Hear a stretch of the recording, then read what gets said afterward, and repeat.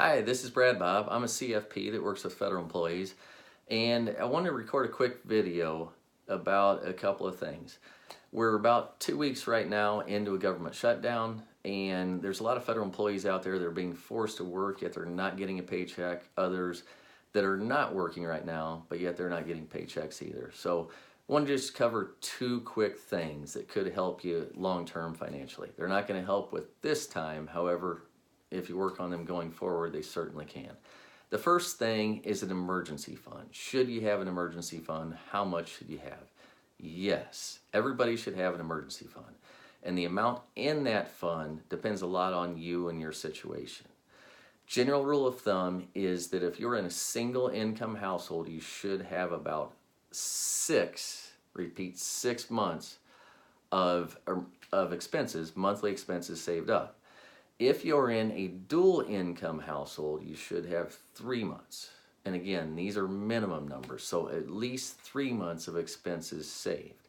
And this money should be liquid. It should be in a savings account, checking account, something that you have immediate access to. So your TSP, that's not an emergency fund.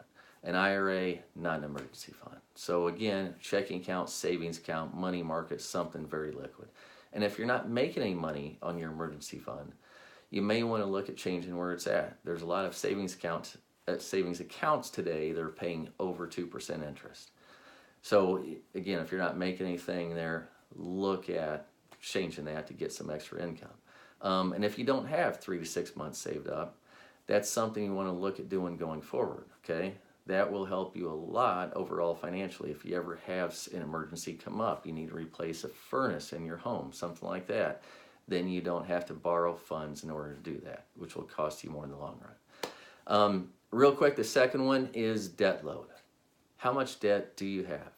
And the problem with debt is it creates an additional expense every month. So if you add a $20,000 car loan, then you're going to have an extra payment every month. And these are payments that have to be made.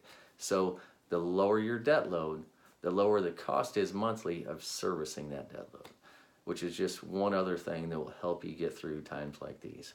So these are a couple of very important things that can often be forgotten about when it comes to your financial well-being. We work with our clients quite a bit on these things, try and get these things set up. If they haven't been already, I would highly recommend looking at these to help you through the next possible government shutdown, and hopefully this shutdown ends really quickly. Thanks, guys.